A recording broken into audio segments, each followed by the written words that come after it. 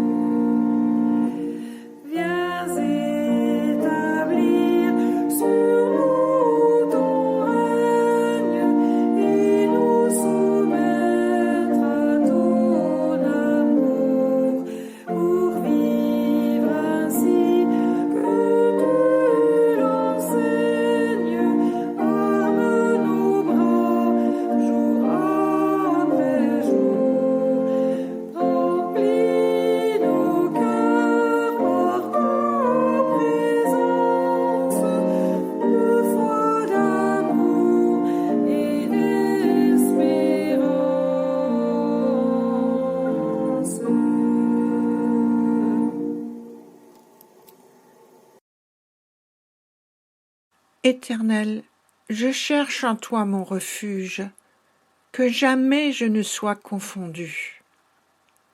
Dans ta justice, sauve-moi et délivre-moi.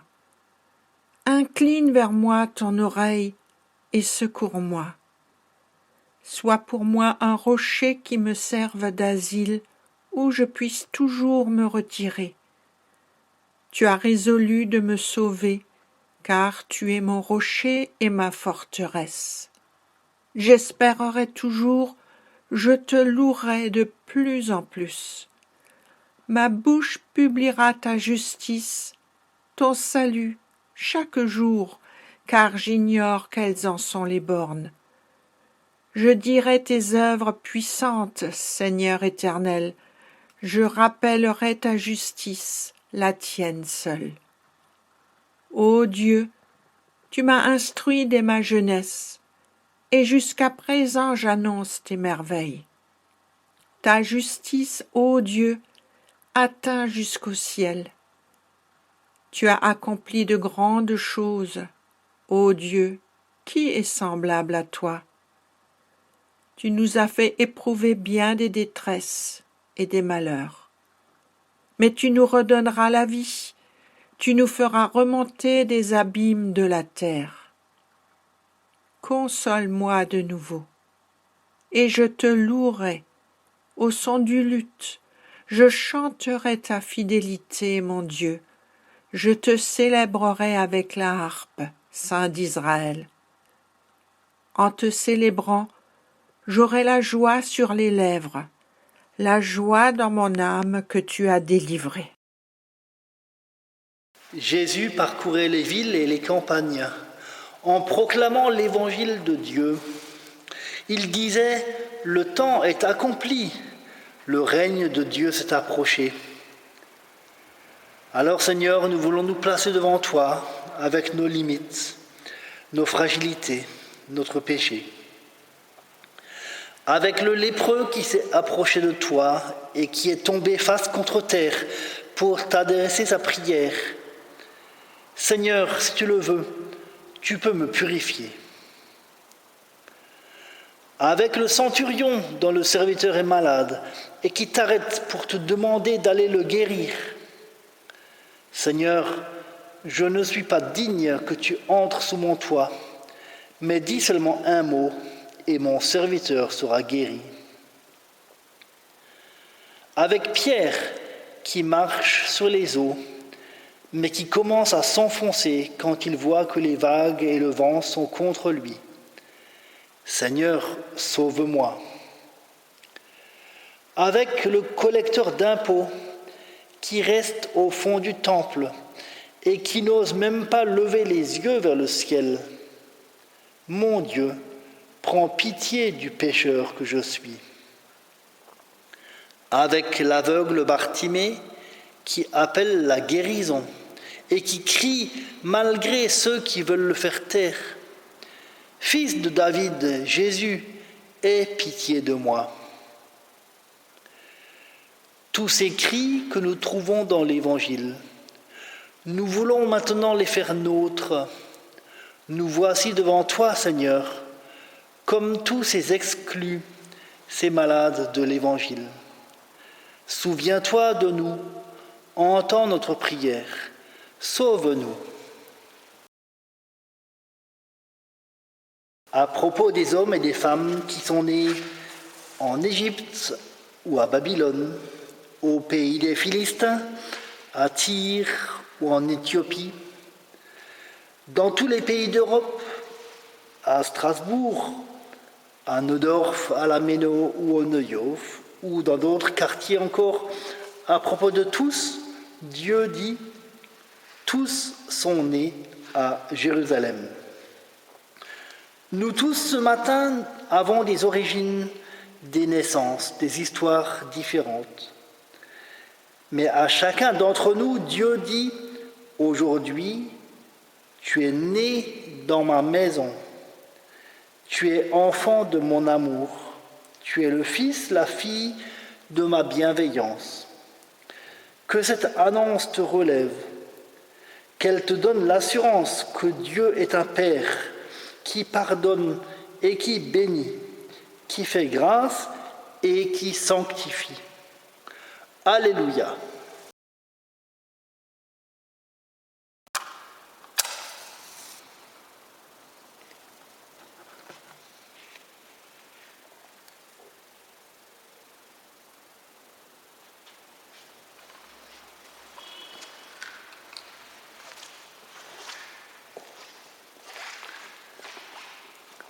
Lorsqu'un homme marche dans l'obscurité et qu'il a une lampe à la main, s'il voit une pierre, il ne tombe pas. S'il voit une tranchée, il ne chute pas. Cette parole de sagesse commente le verset du psaume « Ta parole est une lampe à mes pieds, une lumière sur mon chemin. » Seigneur, notre Dieu et notre Père, notre route est parfois parsemée de pièges et de pierres. Notre marche est parfois incertaine, menacée d'erreurs et d'errance.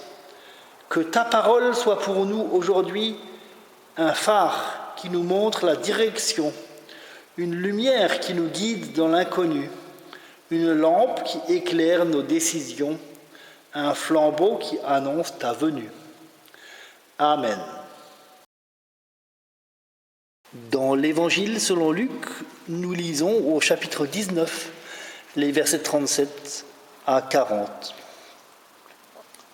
Il approchait déjà de la descente du mont des Oliviers, lorsque toute la multitude des disciples, tout joyeux, se mirent à louer Dieu à pleine voix pour tous les miracles qu'ils avaient vus. Ils disaient « Béni soit celui qui vient, le roi au nom du Seigneur, paix dans le ciel et gloire dans les lieux très hauts. » Quelques pharisiens du milieu de la foule lui dirent « Maître, rabroue tes disciples. » Il répondit « Je vous le dis, si eux se taisent, ce sont les pierres qui crieront. »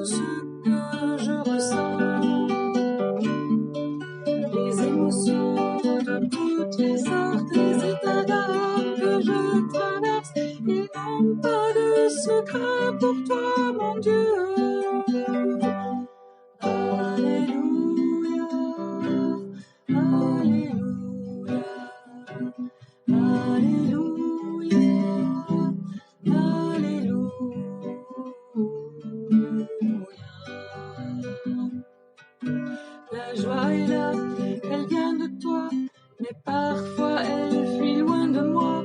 La peur s'installe et tout devient bancal. Rien ne va plus, je perds confiance, mes forces faiblissent et je panique. Mais tu es là et tu m'aideras, mon Dieu. Alléluia, Alléluia, Alléluia, Alléluia.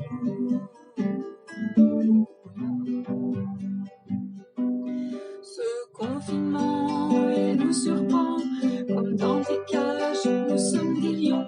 Certains s'ennuient, quand d'autres nous front. C'est comme Noé dans son bateau, avec famille et animaux. Mais un jour la colombe est revenue. Alléluia, Alléluia, Alléluia, Alléluia.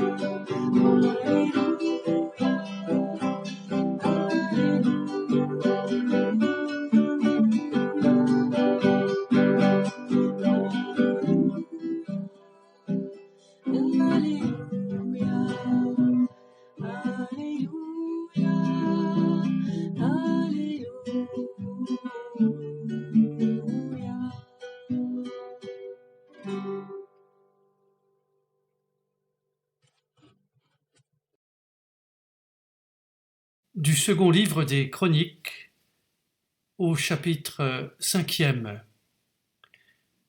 Salomon rassembla à Jérusalem les anciens d'Israël et tous les chefs des tribus, les chefs de famille des fils d'Israël, pour aller chercher l'arche de l'alliance du Seigneur dans la cité de David, c'est-à-dire Sion.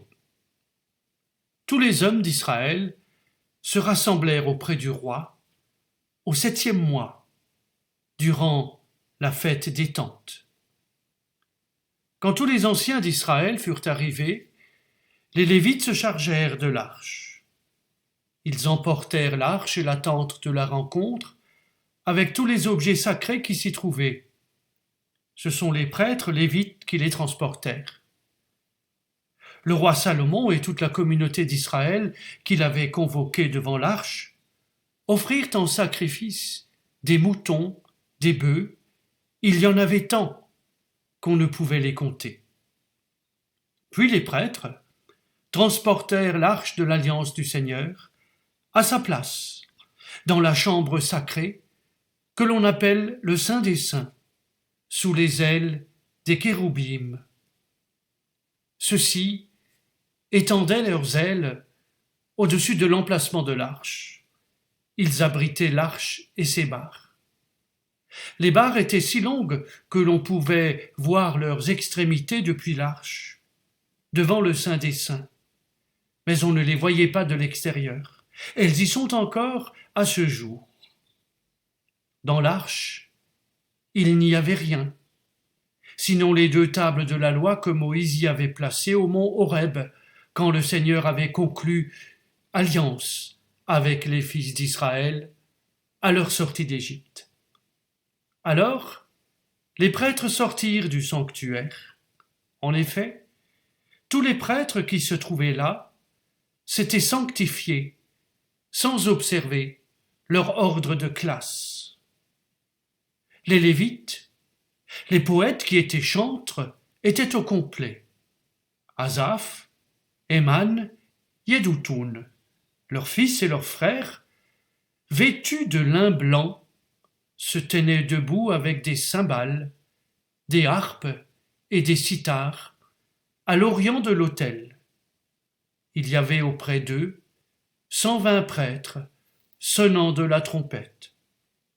Tous ensemble, ceux qui jouaient de la trompette et ceux qui chantaient, louaient et célébraient le Seigneur d'une seule voix.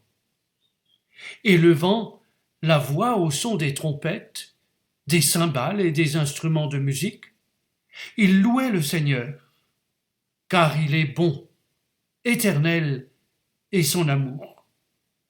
Alors, la maison du Seigneur, fut remplie par une nuée. Et à cause d'elle, les prêtres durent interrompre le service divin, car la gloire du Seigneur remplissait la maison de Dieu.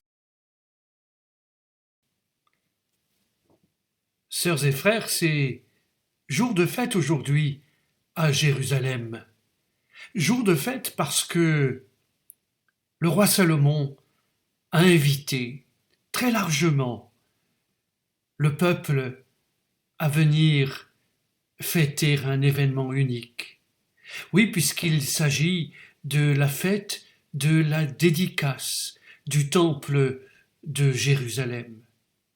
Dédicace, c'est-à-dire inauguration de ce lieu que Salomon a voulu le plus beau possible, parce que rien n'est jamais assez beau pour Dieu.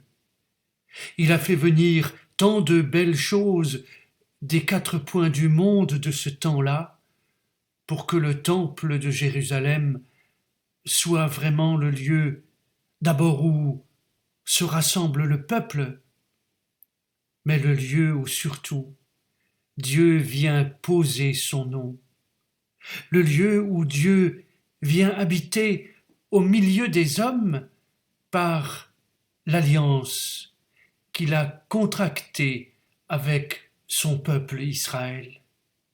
Et puis, les femmes et les hommes de ce temps s'étaient, comme l'on dit, mis sur leur 31 pour venir à la fête. Ils en avaient appris des psaumes. Ils ont appris les psaumes des montées. J'étais dans la joie lorsque je suis parti vers la maison du Seigneur. Que la paix soit dans tes murs, Jérusalem, et la prospérité dans la nation. Et puis, un autre psaume que nous connaissons, j'ai demandé une chose au Seigneur, la seule, c'est d'habiter dans sa maison tous les jours de ma vie, pour l'admirer dans sa beauté et m'attacher à son temple. Et puis, comment ne pas se réjouir avec celles et ceux qui, entrant dans ce temple, disaient « Oui, je m'en vais m'approcher de l'autel de Dieu, Dieu qui réjouit la joie de ma jeunesse. » Le temple, ce beau temple, ce n'était pas une synagogue, une église. Ce temple, c'est le lieu unique où Dieu vient habiter dans son alliance. Et au moment où tous sont rassemblés dans le temple, et le texte nous dit sans distinction, car il y avait parmi les prêtres des distinctions d'ordre. Il y avait dans la société, comme dans toute société, des différences de classe, si je puis dire. Lorsqu'on s'approche du temple, il n'y a plus de différence. Tous et toutes sont un devant Dieu, reçus dans leur égale dignité, qui leur vient non pas de ce qu'ils sont et font ou possèdent, mais de ce qu'ils sont en eux-mêmes, mémoire de ce Dieu qui vient les rejoindre dans l'alliance, qui vient habiter au milieu d'eux, dans une maison faite de mains d'hommes, dans ce temple de Jérusalem. Le livre des Chroniques, d'ailleurs le titre n'est pas très beau, nous le devons à Saint Jérôme qui a traduit ces textes, et nous savons que Saint Jérôme, plus qu'un traducteur, a souvent aussi interprété d'avance les textes qu'il lisait. En réalité, le livre que l'on appelle le livre des Chroniques, qui retrace ici une histoire que nous trouvons dans le livre des Rois, au chapitre 8e, ce livre dit des Chroniques devrait s'appeler livre de la mémoire des jours, livre des choses oubliées. Et ce livre, en retraçant l'événement que nous pouvons trouver dans le livre des Rois, je le disais à l'instant, nous apporte quelque chose de supplémentaire. Il nous fait partager quelque chose de l'ambiance de fête de ce jour-là. Fête parce que on se met en route. Fête parce que l'on se rassemble. Fête parce que finalement on vivra le repas, ce qui restera de ces nombreux sacrifices qui sont donnés, célébrés par les prêtres ou les sacrificateurs, puisque c'était leur fonction. Pourtant, lorsque on apporte dans le Saint des Saints l'arche de l'Alliance, les tables de la loi, on se souvient combien Dieu est un Dieu de l'Alliance, un Dieu qui s'attache à son peuple et qui s'attache le peuple lui-même. Salomon a appelé et convoqué tout le monde, tout Israël, et il les invite à la fête sans fin, où toutes et tous se mettent à louer Dieu.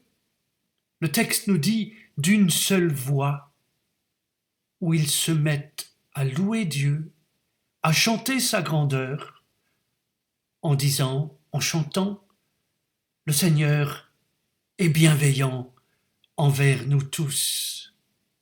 Jamais son amour ne s'arrêtera.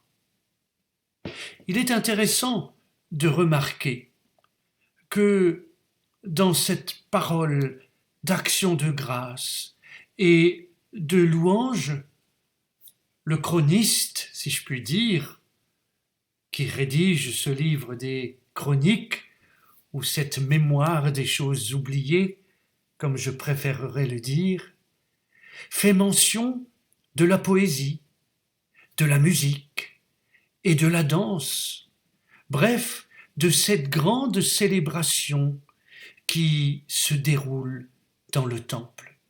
Célébration parce que tout le monde y participe. Ce n'est pas simplement l'affaire des religieux, si je puis dire. Tout le monde célèbre, comme chaque fois que nous nous rencontrons pour le culte, c'est toute l'assemblée qui célèbre. Ce n'est pas l'histoire de l'un ou de l'autre acteur. C'est notre histoire, notre responsabilité à toutes et à tous, car chacun de nous a été rendu capable, a reçu la parole de Dieu qui permet justement de se mouvoir devant lui en habit de fête, par la musique et par le chant. Particulièrement, cela nous parle aujourd'hui, en ce dimanche, du chant nouveau. Cantate Domino canticum novum, chantez au Seigneur un chant nouveau.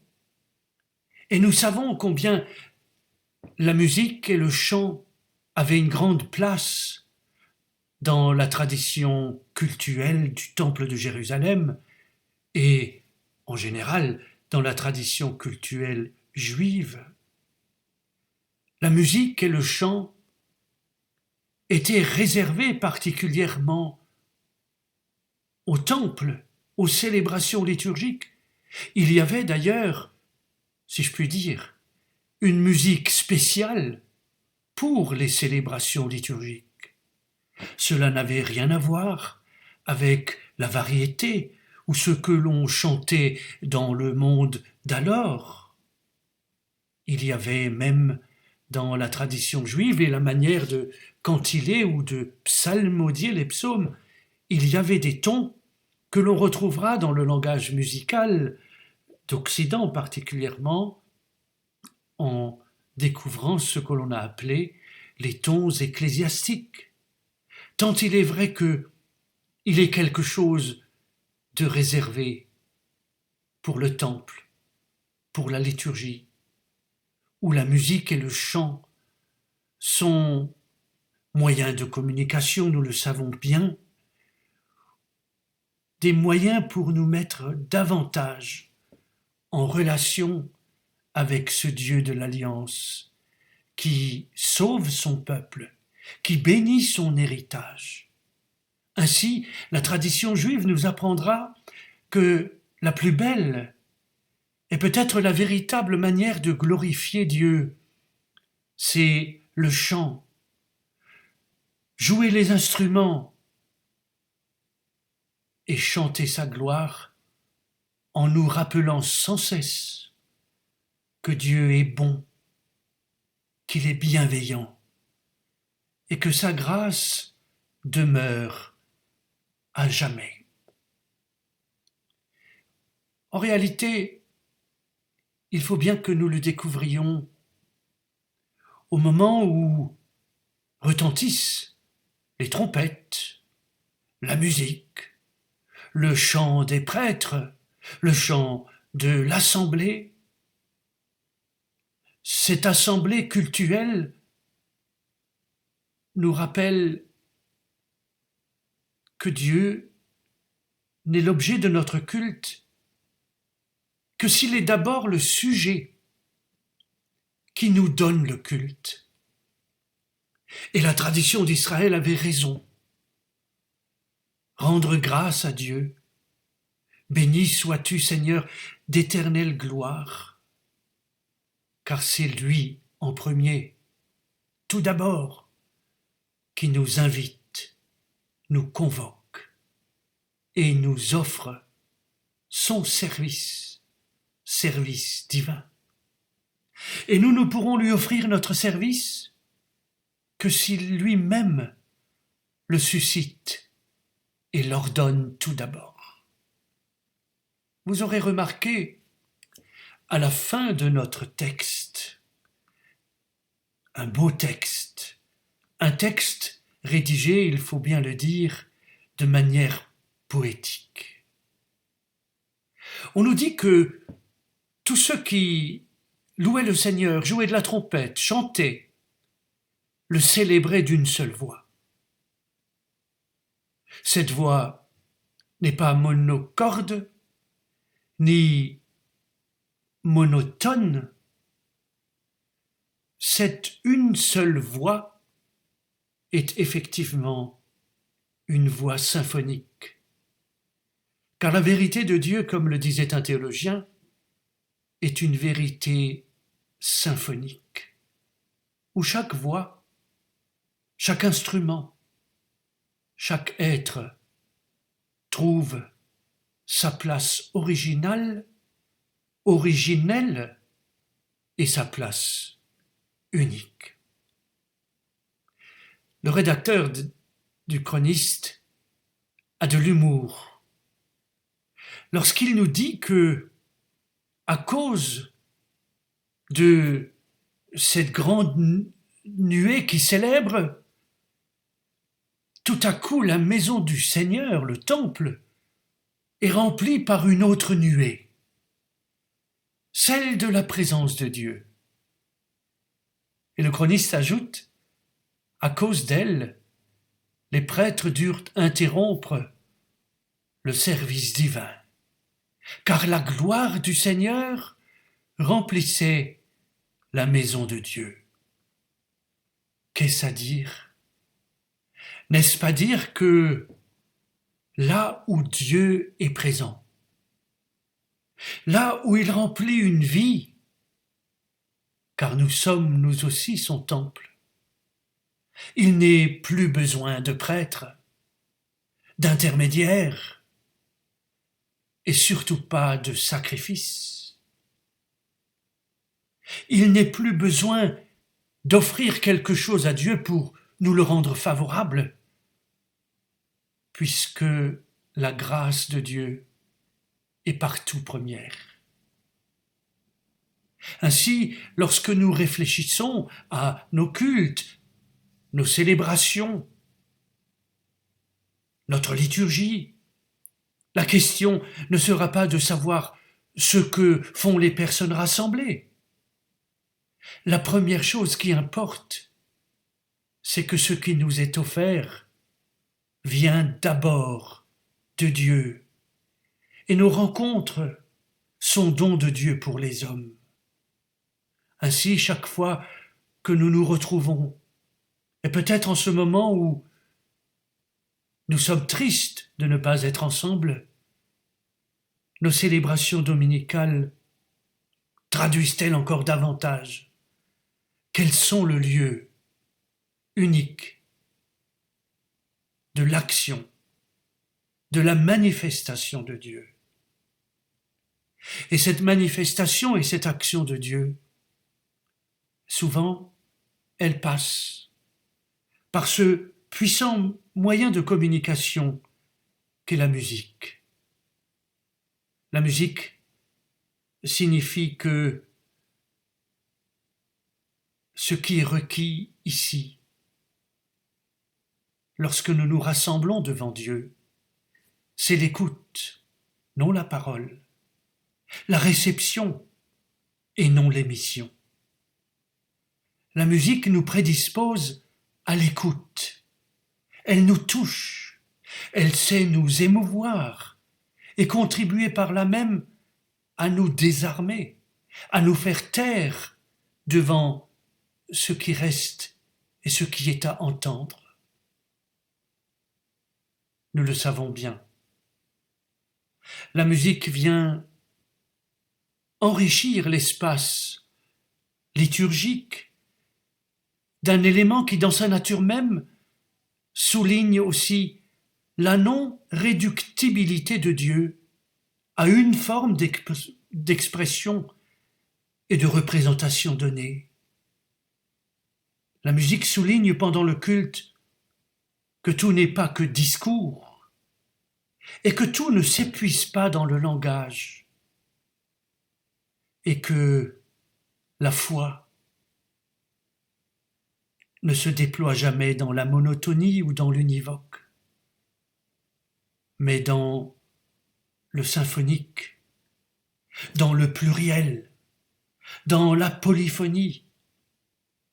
Là où le mot et la parole seuls pourraient prétendre enfermer Dieu dans un discours ou l'enclore dans des concepts, la musique vient nous élargir et nous ouvrir à ce Dieu qui vient à notre rencontre pour nous apprendre à balbutier, psalmodier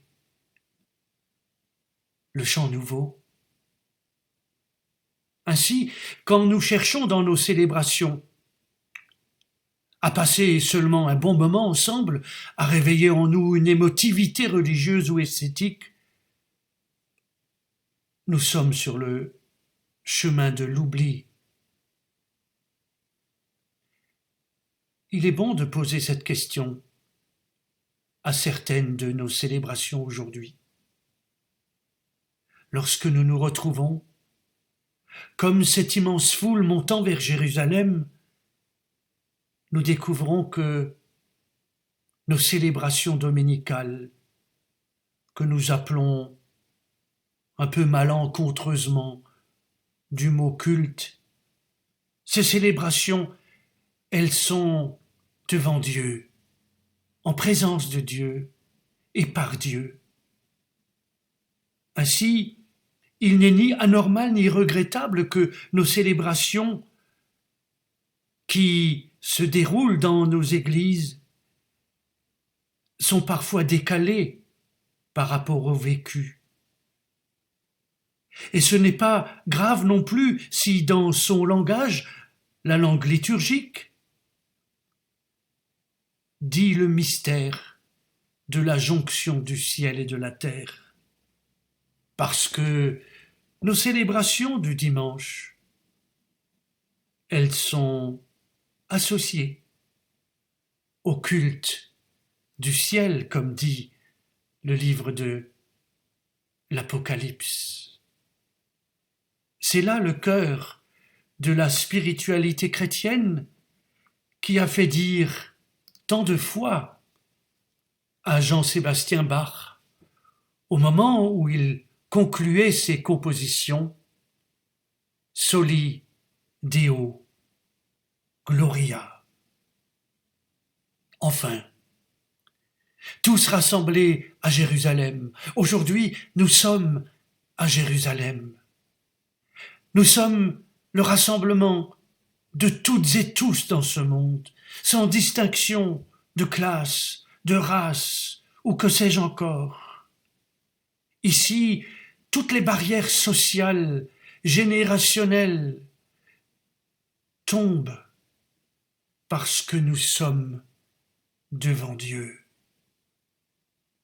Et c'est un moment de fraternité universelle. Car nous sommes, de par la mémoire de Dieu en nous, consacrés sœurs et frères universels. Et avant le discours prière de Salomon, ce moment de fraternité fait écho au récit de l'Exode, où nous aussi, nous passons d'un endroit, de la mort à la liberté des enfants de Dieu, où nous vivons une Pâque,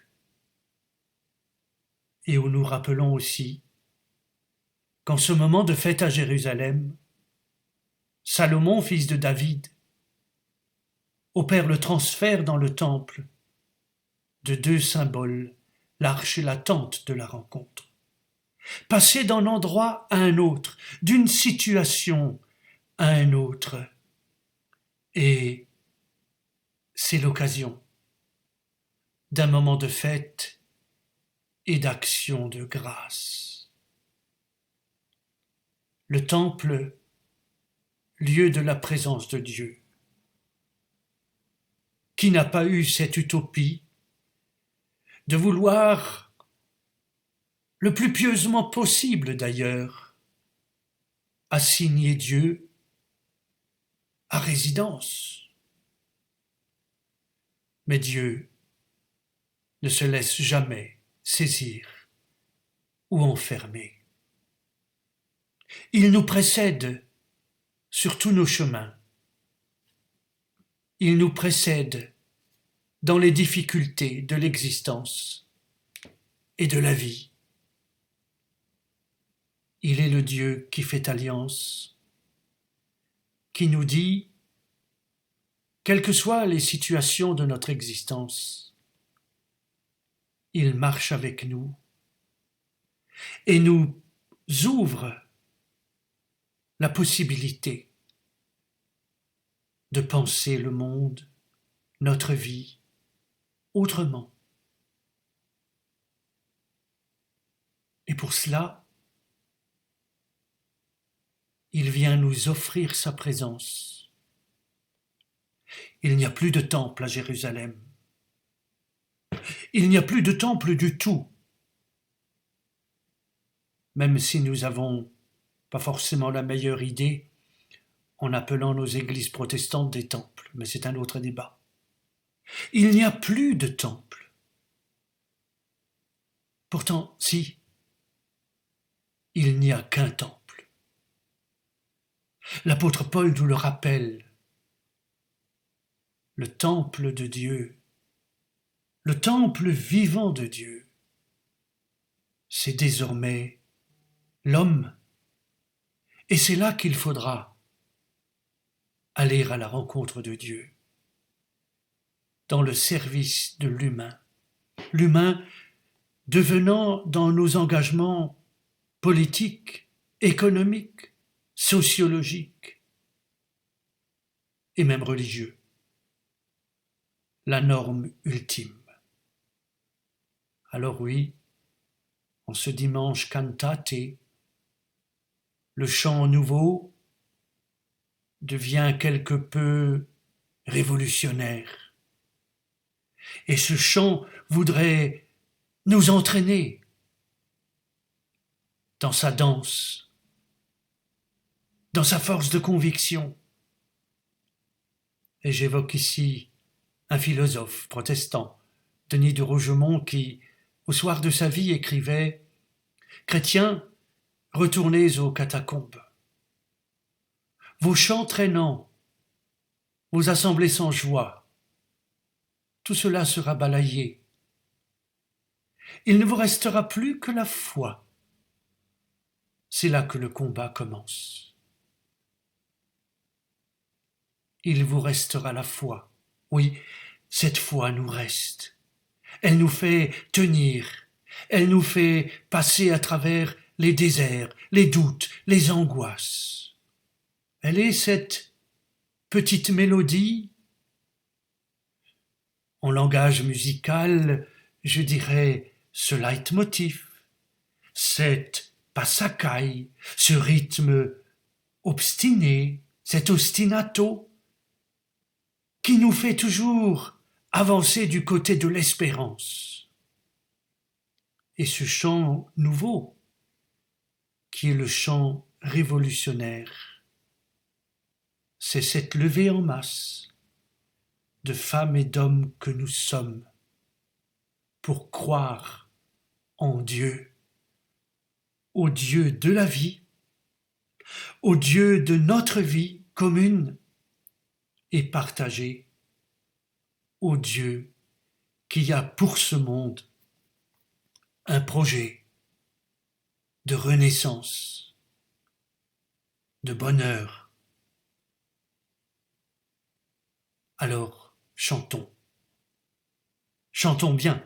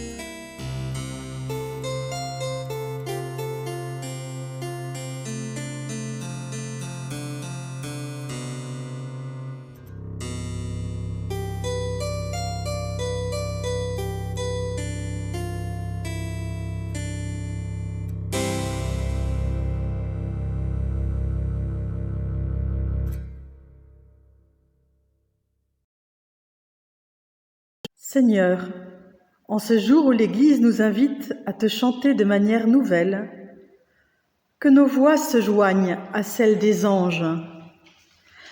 Nous te rendons grâce pour celles et ceux qui, avec des chorales, sur YouTube, avec Zoom, ou dans le silence de leur maison, chantent le Seigneur.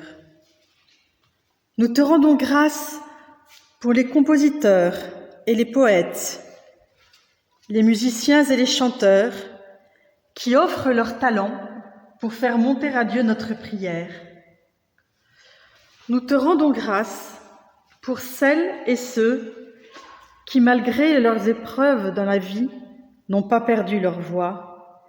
Seigneur, que notre louange porte celles et ceux qui ne peuvent chanter ta gloire, et que ton souffle nous ouvre le ciel dès ici-bas. Tu es béni pour les siècles des siècles. Amen. Et nous nous tournons vers toi pour te prier.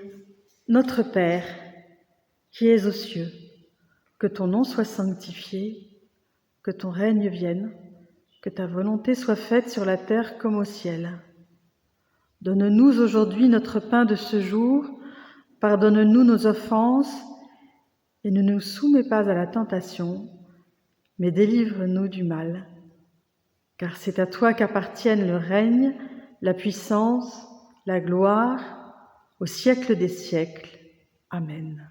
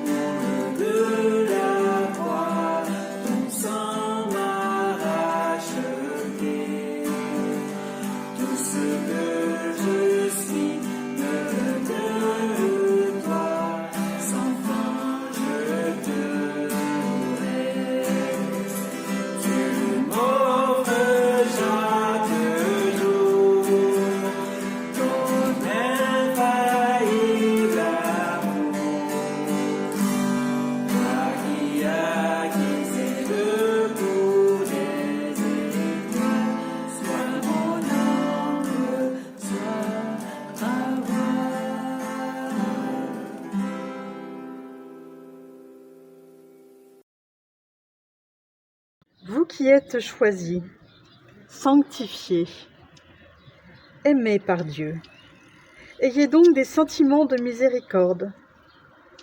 Revêtez-vous de bonté, d'humilité, de douceur, de patience.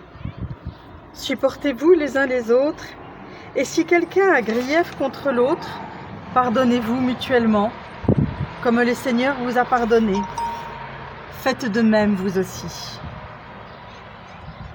Et que règne dans votre cœur la paix du Christ, à laquelle vous avez été appelés, tous en un seul corps. Amen.